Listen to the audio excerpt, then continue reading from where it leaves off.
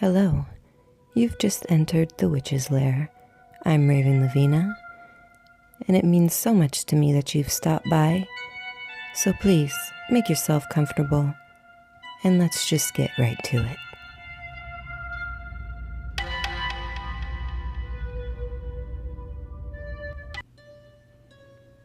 My wife and I are beside ourselves right now.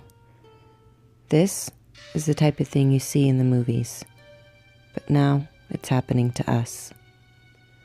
Yesterday evening, a little after 6, my wife and I were in the kitchen cooking dinner when my 6-year-old, almost 7, son Kyle walked in from the back patio. He was holding a folded piece of paper in his hand and had a strange look on his face. My son is constantly drawing and loves to read and write, so this usually wouldn't have stood out to me at all, but he'd just come in from hitting the baseball off the tee and really had no reason to be holding a piece of paper. My son is the type of kid who wears his emotions on his sleeve. When I asked to see the piece of paper, I could tell he didn't really want to give it to me because he flashed his typical, "I'm gonna be in trouble if I do," face.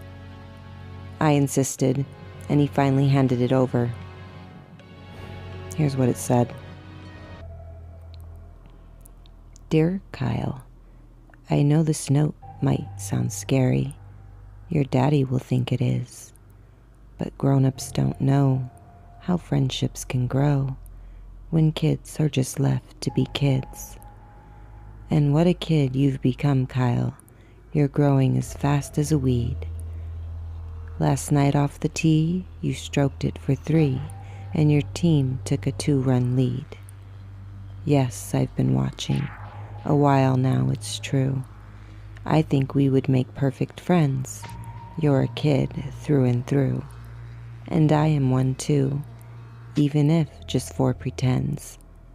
The problem, I fear, is your parents. I doubt they would let us hang out. One is just rude. The other, a prude. Church-going, pure, holy, devout. I've got an idea. Can you tell my hands shaking? For me and you getting together. Tomorrow at 3, you can come and see me at the address attached to this letter. But please, pretty please, don't tell your dad. Your mom and he won't understand. Just come by yourself. I'll be dressed as an elf, and we can even hold hands. Would you like that? You will. You really will, Kyle. We will have, my oh my, so much fun. So I'll see you at 3 by the sycamore tree, where our 2 kindred souls become one. There was an address scribbled at the bottom of the page. 3 orange circle. I knew immediately it wasn't a prank. Carrie, my wife, is the youth group leader at our church, and Kyle did just have a t-ball game last night. Orange Circle is only 1 street over from our street, and I'm pretty sure Lot 3 is the corner lot on the cul-de-sac, which has an empty house with a large sycamore tree in the backyard. Was this sicko really watching Kyle's game? What would have happened if I hadn't seen him with the letter? I shouted for my wife to come read it. When she did, she flipped out and ran for the phone to call the police. I flipped the note over, and on the back was some more text. I couldn't read it at first, but quickly I realized it was written backwards. I'm guessing so Kyle couldn't have read it. To read it, I had to hold it up in front of a mirror. And now, just in case, if your dad's reading this, it's time to tell him a story. If your mom flaps her hole, or your dad tells a soul, I'm afraid things might get rather gory. On the 10th of July, 1995, a woman named Susie went missing. Susie, you see, unlike you and me, wasn't careful about who she'd been kissing. I kept her a while, but old things get so boring, and in time I had gotten my fill.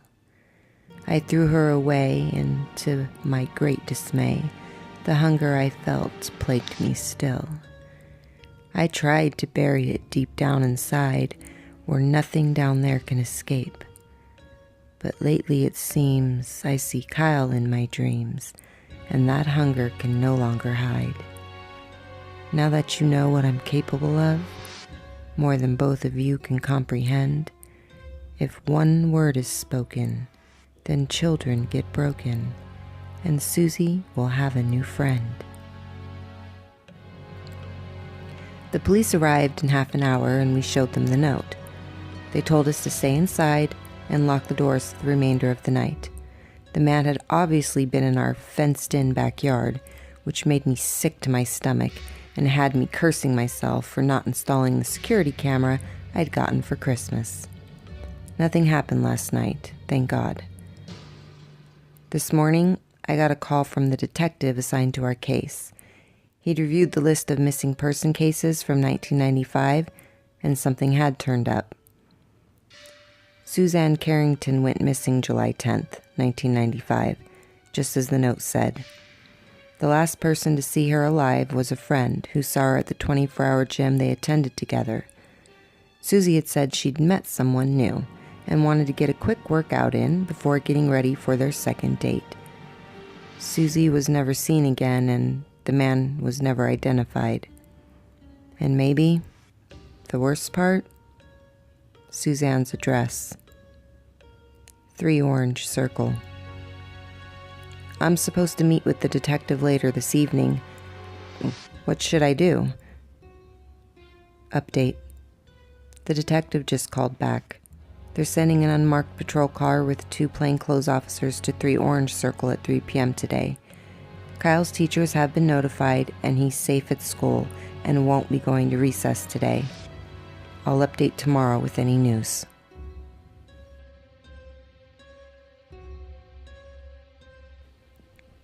It's crazy how you can be rocking along, living life the best way you know how, and then something like this happens, and in a moment, everything comes crashing down around you. I seriously woke up this morning, Kyle sleeping between Carrie and I, feeling like every bit of color had been drained out of the damn world. My stomach is still in a knot, but at least Kyle's safe. Thank you for all of the support. We've never dealt with anything like this before, and hopefully never will again, and it's nice to know people care. Here's what's happened since my last post. Detective Carr dropped by the house last night around 7 p.m. I could tell he had a long day.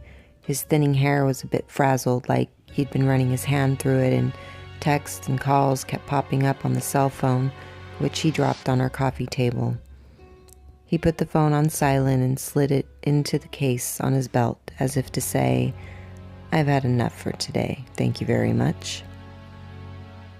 He reminded me about the plainclothes officers he dispatched to Orange Circle at 3 o'clock yesterday.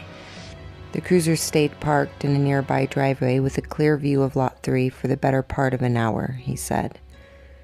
The officers didn't see anyone, which didn't really surprise me. That cul-de-sac backs up to an undeveloped forest area, which means whoever wrote the note could have come and gone without using Orange Circle. Likely the reason he chose it. When no one showed, the officers walked down the street and took a quick look around. The house is abandoned, just like I thought, but they found one of the back doors pried open. They couldn't go in, no search warrant yet, but they're requesting one today. The detective asked a lot of questions, and Carrie and I answered them to the best of our ability. Have we made any enemies lately? Has anything happened at the church? Have we seen anyone strange at Kyle's t-ball games? Good questions without good answers. We racked our brains but couldn't come up with anything that would set someone off like this. Carr seems to think it's someone we know, or at least someone who knows us. Someone smart, probably with a college education. The forensic lab has the note and they're checking it for fingerprints, but the detective thinks this guy is too smart for that. Also, fingerprints are only helpful if the person has been arrested before. I have a sinking feeling this person never has. He's also requested the entire missing persons file on Susan Carrington. They keep those old case files in the basement of City Hall, and he's hoping it can be tracked down. Maybe it will have some clues as to who this guy is. When the detective left, I realized I felt exposed, vulnerable. I started questioning every stern word I've ever spoken, every slight I've dished out, no matter how small, and every one of my relationships. Had Carrie and I somehow brought this on ourselves with something we said or did? The way we treated someone, it's like that guilt you feel when you're trying to go to sleep, but you know there's something you've left undone. You know it's useless to think about, but your brain won't listen. It's awful trying to rationalize why something like this is happening to you. Last night we slept, if you can call it that, with Kyle between us. He's still going to school because, frankly, it's safer there. You can't get in without being buzzed in, and there are security cameras everywhere. Even if this sicko is one of his teachers, which I highly doubt, he wouldn't dare do something to Kyle out in the open. That's not his game. Our cameras are being installed this afternoon. They couldn't come yesterday, but I wish to God they had. I saved this part for last because transcribing this made my skin crawl. This morning, when she went out to get the paper, Carrie found a single white envelope in our mailbox. Inside was a folded note. Dean and Carrie, brilliant. Just brilliant. I know what you did. Did you really think I wouldn't see? I warned you that talking would bring me a knocking, and now there is nowhere to flee. You've broken your vow, and you both know by now you've brought this down on your own heads. I gave you a chance, but in this soundless dance, you only get one for you're dead. Remember that I am the faceless, the shadow that hunts in the night. Anyone, really, or no one, and clearly, you're both unprepared for this fight. A reprieve, I believe, though short, I admit, is in order before we begin. If I can't get to Kyle, I'll paint on my smile and start with one of his friends. I heard Carrie scream as I was sitting down at the breakfast table. I swear that feeling of dread that coursed through me felt just like an electric current. I knocked my cereal bowl from the table as I scrambled out of my seat and toward the front of the house. I opened the door just as she reached it, and she collapsed into my arms, hysterical. She was only barely holding things together before. Now she's just broken. I don't know what we're going to do. I think Detective Carr is going to put something in the paper tomorrow, and I'll have to talk to Kyle about this finally. I didn't want to needlessly scare him, but it's time he knows. I really want to just get the hell out of here, but it seems impossible. We have no savings to speak of. I'm paying off student loans, and we have bills. We can't just leave our jobs. Until we figure this out, we're stuck here. Stuck here, questioning the motive of every person we come across, thinking, is that him? Oh, wow. Poor Kyle. I do believe that we're going to hear a lot more coming from this story, guys. Hopefully Kyle can stick around just a little longer to make it.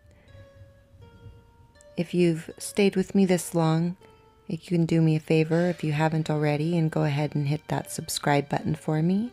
Maybe drop me a like and go ahead and leave a comment. Let me know how I'm doing and what you think about this story so far. You think Kyle is safe? Do you have any idea about what might be going on? I'd love to hear your thoughts. Until next time, you are now free to exit the witch's lair.